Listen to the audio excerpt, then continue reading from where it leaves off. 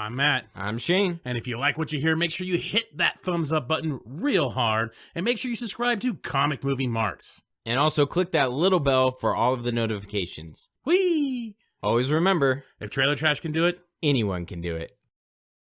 What I will say is, Zack had very specific plans for Cyborg and of his trajectory, and Zack probably shot enough footage in the first film to make like 2 movies out of. He had definitely had his whole, I believe a trilogy in mind with respect to Justice League, and if his vision had sort of had come to fruition, Cyborg would have been probably one of, if not the most powerful metahuman in the entire canon. In the have the Snyder cut or anything that we can see? Do I have it? No, I don't. Actually, it's funny that you asked. Funny you should say. I brought it on my old Gotta try. my viewfinder here. No, Zack's film. He shot everything that he wanted to shoot. I mean, it's not a matter of whether or not it exists. It's a matter of whether or not we see it. But no, it's. I know people are sort of really hungry for that sort of thing, and you never know. Maybe one day.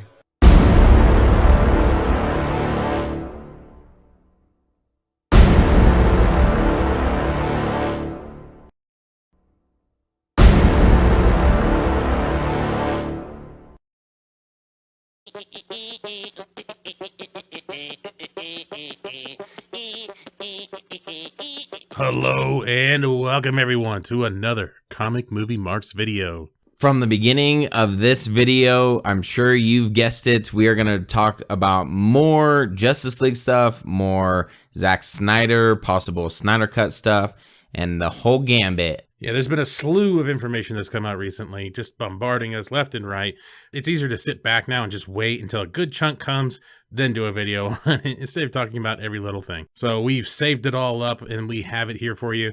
First off with this, I'd like to thank Royal Wakefield for posting this Ray Fisher video of the little Q&A he had there at that Comic-Con or whatever it was. This was really cool, and it brought out some cool little information. Nothing really exactly new, but still cool nonetheless. Yeah, cool to hear Ray Fisher talk a little bit more about Cyborg. He had one political answer in regards to how he turned out in Justice League, but for the most part... He rode that company line hard. Yeah, but it was cool to hear him talk about it, and if you read between the lines a little bit, you can kind of tell, okay, obviously some of the things that we already knew, that Snyder had shot a shitload of footage, and that Cyborg was really supposed to be a huge part of this movie. It's not a question, does it exist, but will we get it? That's pretty much sums it up. I think for most people in the Snydercut community, it's obvious it exists. There's still some people out there that struggle with this idea, but it's always been, will it get released? Will it get the big release it deserves? That's the question. And Ray Fisher even acknowledges that. He does.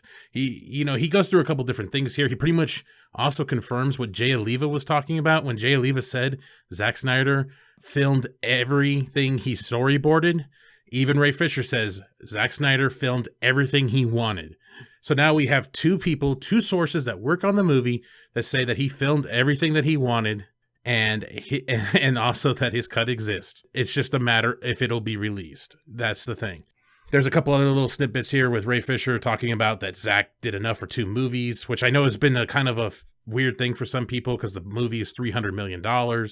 Where did all this work go into it if the Snyder Cut is not available or at least almost done? Where did all this work go into it? And then even Fisher says something about a trilogy, that Snyder was interested in a Justice League trilogy. I'm not sure if I misheard this, or he was just talking about MOS, BVS, then Justice League as the trilogy, or Snyder was planning on 3 Justice League movies. I don't know. It's kind of weird how he said that. Could be misconstrued either way. And then so I just wanted to say, people that confirm, Jay Oliva, Joe Morton, Ciaran Hinds, Ray Fisher, Mark McClure all talk about how there's way more scenes out there. They were part of different aspects of the movie, and that there is a director's cut out there somewhere. And then who says it doesn't exist?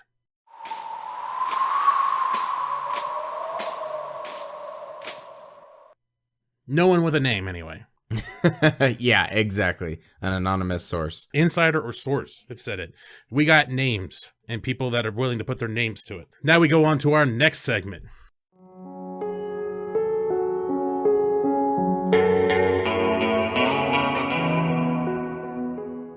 all this shit that Zack Snyder has no idea what's in the movie. Someone recently asked him about the Wonder Woman's, I guess it's a scarf or something like that. This little red thing that she just like randomly a put cloak on, or a cape, or you could tell just from watching the movie that this was a Joss Whedon scene. You can tell by that it was a reshoot. If you look at Ben Affleck, it definitely is a reshoot. So that doesn't surprise me. And I also like how his response is just kind of like, oh, where's that from? Maybe that was something that was mocked up, or, you know, like a fan edit or something like that. So he doesn't say like, oh, what's that? Or I didn't shoot that. He just said, oh, what's that from? So I thought that was kind of cool and pretty telling. I don't even know. I'm wondering at this point if he's jerking the chain or not. If he's fucking with WB on shit. Then we got someone posted a side-by-side from the early trailer we got of Wonder Woman and the actual movie where the purple roots and shit and stuff are coming out, and Zack Snyder's is just dark, dingy, nothing's around. And this person asks about that, and he said, yeah, I don't know what that root stuff is. Again, no clue what the hell these people are thinking and doing at fucking WB. Yeah, that's also something else that was pretty evident that was not a Snyder thing. It seems way too cheesy. Now it was obviously confirmed, but I thought it was pretty clear that definitely was not a Snyder thing. None of these are really surprising. The only one I've ever been surprised about was when Jay Oliva said that he actually did storyboard Superman with ice breath. Because somebody was making fun of the ice breath part. He's like, oh, well, I storyboarded that. That's obviously a Whedon shot, because you can see the CGI and everything is really piss poor and everything, and it looks terrible. But at one point, they were going to have ice breath. It could have been explained like all his previous powers and stuff. This one, he just fucking has it. So I just want to point that out now. We got the Russian family, because this is always, what is that? Is the Russian family? What is brunch? Somebody asked him about the big guns. He didn't know what that one was. Now we got Wonder Woman's scarf, and now we got the purple roots. But yet people still claim that he helped Whedon with the reshoots. Yeah, exactly. And that Whedon was going to stick to the Snyder theme, and there was just going to be minor changes. Clearly minor changes. This is truly what happens when a corporate board gets a hold of a movie. Like, if you want a corporate movie, this is it. And there's no better example than this. Well, we're getting a lot of heat, and I mean a lot of it from the parents' groups. Personally, I don't blame them. I'm a parent myself. All that destructive behavior. He's become a role model for our children. Now, what are we teaching them? You have a point. If he just talked things out with people instead of firing that big gun of his. Yeah. Oh, something is definitely bleeding. Couldn't he take a little time to address environmental issues? Excuse me, what was that? He could speak out on environmental issues. Don't see any reason why not. Mankind's melting the polar ice caps, destroying the ecosystem. They got it coming. Hey, I don't mind if the ocean dries. For all the shooting he does, I've never once seen him take the time to do anything nice. Like visit an orphanage. You're absolutely right. Or help a cat out of a tree, or go door to door collecting for the Red Cross, or maybe even roasting some marshmallows with some Cub Scouts. That is wonderful. Thank you so much. So now we're going to get into our another segment. What the hell is wrong with you people? Basically, all the shit that's going on that's happened. I mean, this goes back quite a bit of all this stuff that's been talked about with the possible Snyder Cut. So Jay Oliva did a podcast on Comic Book Debate. Very interesting podcast. I encourage people to go listen to it. But he talked about the final battle in Justice League, and it was Superman Unhinged. He said it was kind of something similar to that Justice League Unlimited fight with him and Darkseid. We've actually referenced that before, where he's just knocking the crap out of Darkseid, and it was just it was Superman at his most Superman, and he was talking about this. And if you see Justice League at the end there, you can see just a little bit of tidbits of it. I actually saw it recently. I caught the tail end of Justice League on HBO, and you could see when Superman re-enters the battle after his stupid ass saving civilians thing. And he goes down there, he says, this guy's still bothering you. But then I think that's when it cuts into Zack stuff for a second there, when he throws Steppenwolf against the wall, then slams him down to the ground, starts laser eyes and fucking him up. You could tell it looks like Cavill now. It doesn't look like a freak anymore.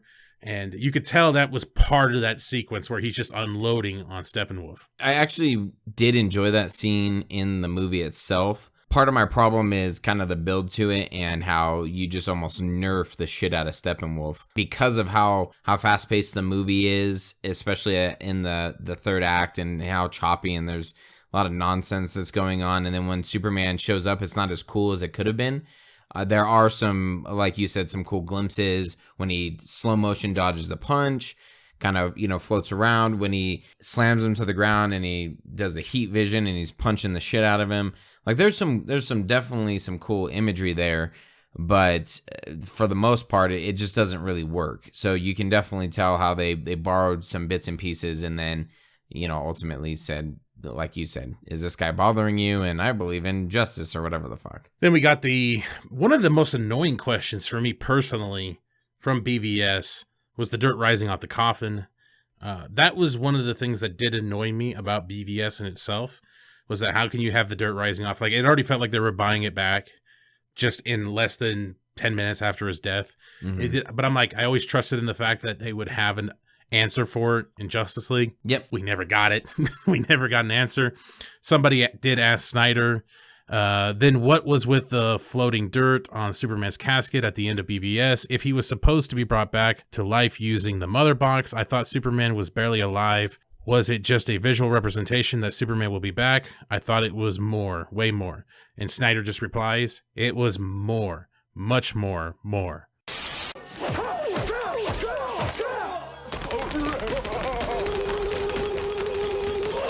I don't know, that we had speculation when we talked about it. Is it a boom tube? Is it somebody coming to look at to make sure he's dead? I want to quickly thank Men in Tights podcast. Go check him out, Julian at Men in Tights podcast. He did a Justice League breakdown, his own version, and he had the Kevin Smith video in there where he talks about the guy that posted what he saw on a Snydercut. And Kevin Smith goes through it, and there's the one woman in the audience, and there's this conversation that's going on between the woman in the audience and Kevin Smith a little bit, but he's also breaking all this down. And, there was supposedly the Codex is what was kind of the possibility to keep him alive. Yeah, this, I think, is one of the coolest responses that we've gotten recently, because just by him saying it was more, much, much more, you can tell his plan that we were supposed to get a payoff. Because that is one of the things that it, like you said, it kind of buys it all back at the end of BVS and could have...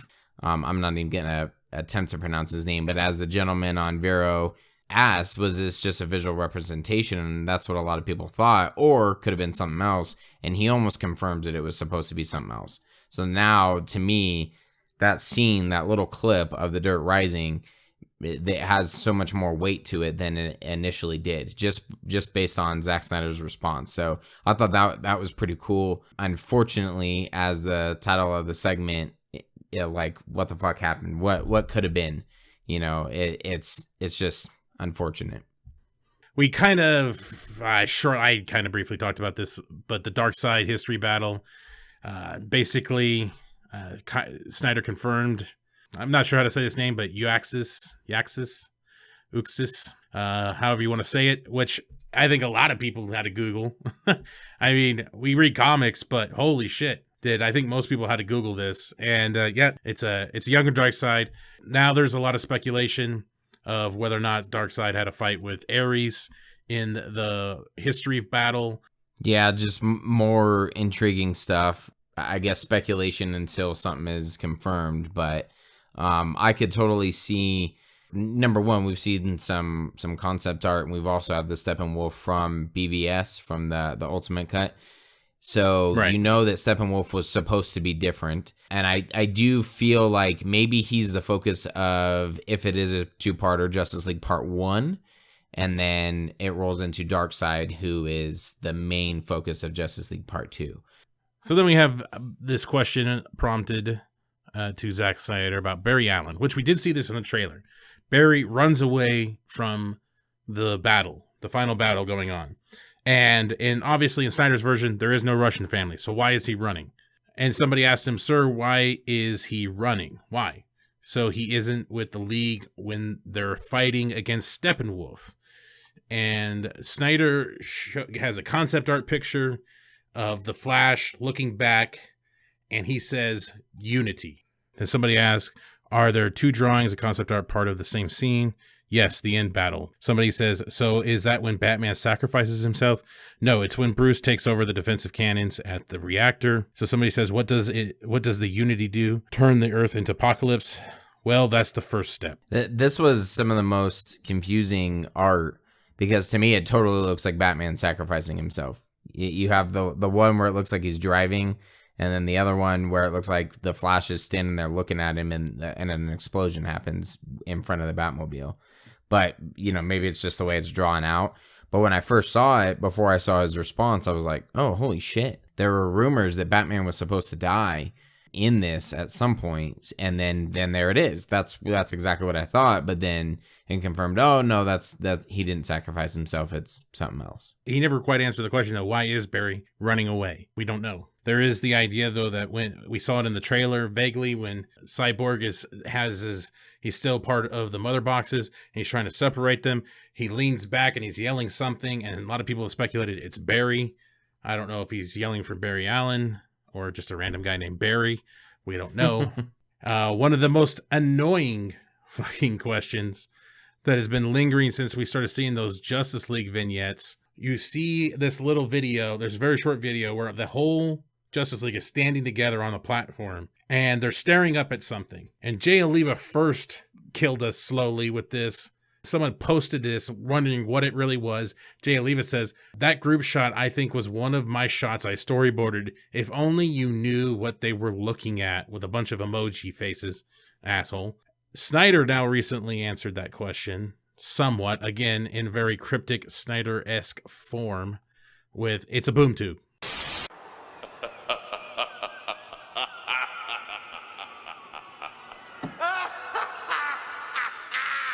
And just look how happy he is.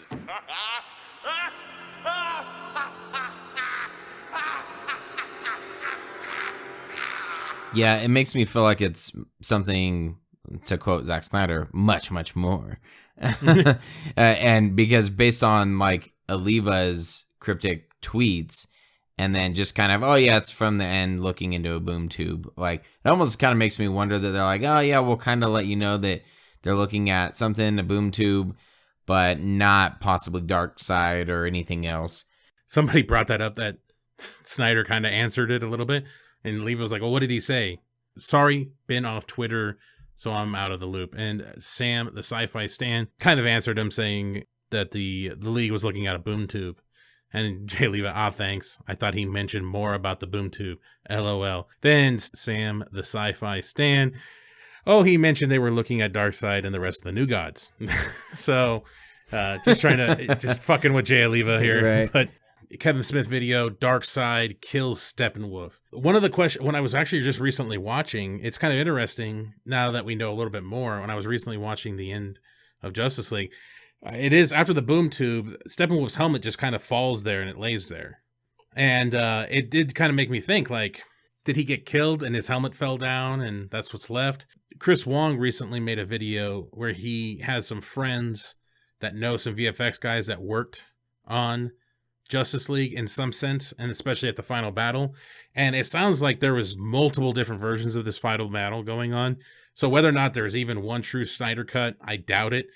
Even in that Kevin Smith video, I believe there's probably possibly 2 or 3 different Snyder cuts, different alternate endings anyway. And the one Chris Wong was talking about was Wonder Woman actually slices Steppenwolf's head off. And if you watch that end fight, she does kind of land in a way, and they kind of only show 3/4 of Steppenwolf when she lands with her sword, and she's really close to him. And I could see that shot being used as Wonder Woman slicing Steppenwolf's head off, and also makes sense why the helmet would be laying there. Solid speculation. All speculation. All of it's speculation. And then one last little thing here I saw on Twitter. I'm sorry I don't have the person's name, because when I took a picture of the thing, it kind of cut off the name. I just realized that since originally the final battle in Justice League was at night, the team was meant to watch not flowers flourishing, but sun rising, which would have made Literally Dawn of Justice League, poetic cinema.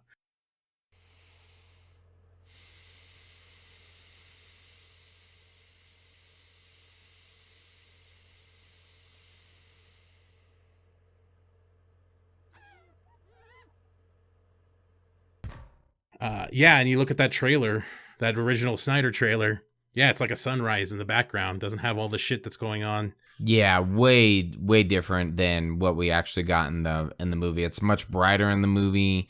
They try to pull it off of like, oh yeah, look, this is the same shot, but you know, the way that they're panning and everything, the coloration, it's way different. And I'm pretty sure Superman, even in that scene, you know, mustache Superman, not the actual one. Yeah, that's clear that whole part was reshot, and that's just Whedon's shitty attempt at recreating that whole thing. So, and if you look at what is it, Justice League Unlimited, they're walking in front of the sunset right during the credits. So again, another cool tie-in that we could have had. I think really the thing holding back the Snyder Cut is ego. I mean, Fiona's put out some speculation why she thinks it is. A lot of people don't want to be wrong. And I think that's one thing, if not the most significant thing, of the reason why we may or may not get it, or not get it for a long time. It took 25 years for the Donner Cut, and almost anybody originally attached to that was gone. So there was no egos in the building when the Donner Cut was made. It'd be quite telling to see whether or not we will get a Snyder Cut within the next couple years or so. People just got to keep pushing, keep annoying the shit out of WB with all the letters, tweets, phone calls, whatever works. Yeah, I'm confident that just kind of in the era that we live in now, and the push that people have been making, and the changes in the front office that have happened, I'm confident that we can get something, hopefully. My biggest thing for me, and this was something almost right off the bat after Justice League came out and the whole Snyder Cut stuff had kind of started, but it's almost settling in more and more. My biggest hang up is how different this is going to be. And it almost is, Matt has talked about in the past of, you know, what do they do? Is it just kind of out there, you know, as fan service? It's a whole nother thing. The continuity is going to be completely ruined. But I also think that if the Snyder Cut turns out the way that we think it's going to, WB in a big way is going to have a shitload of egg on their face, or something on their face. Because facial LaFleur. Exactly. I feel like that's a huge hang up. You have to swallow your pride and admit that you made a huge mistake, and then show the audience the mistake that you made. And I feel like that ties into the egos. And I feel like that's something that may delay us from actually seeing the Snyder Cut anytime soon. Is it, you know, anyone who's behind the scenes is just going to have to say, look, sorry, we made a mistake. And here it is. And I feel like the backlash that they could get from like, you stupid idiots, what we could have gotten, this is what we could have gotten. And you gave us Justice League, which has kind of already happened anyways. But I just feel like it would be so much worse. And I don't know, that's the one thing, the more that this stuff comes out, the more I'm like, wow, I just can't believe it. Even the smallest thing, going back to the coffin with the dirt rising, just tying it all together, and obviously it was supposed to be something so much more important, and just adds even more value to BVS. And, you know, you just shake your head and, I don't know, push forward and hope that someone is smart enough to go, let's make it happen. Definitely. And always remember, even with 1 out of 1,000,000 of a chance, we should all still have hope. In case I don't see you. Good afternoon, good evening, and good night. Least you can do is level with me. What are my chances? Not good.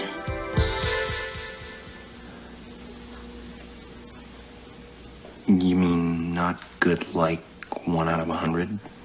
I'd say more like 1 out of 1,000,000.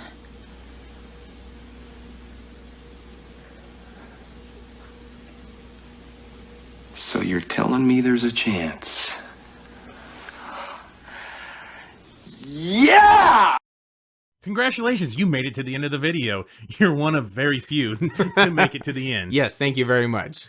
Make sure you hit that like button and subscribe to Comic Movie Marks Podcast and hit the notification bell. You know, all these fucking YouTube channels say this shit, so I'm going to say it now. Yes, it's perfect. And if you want to hear our full podcast, you can check out our podcast on iTunes or any other podcast subscription service. Make sure you subscribe. Thanks again.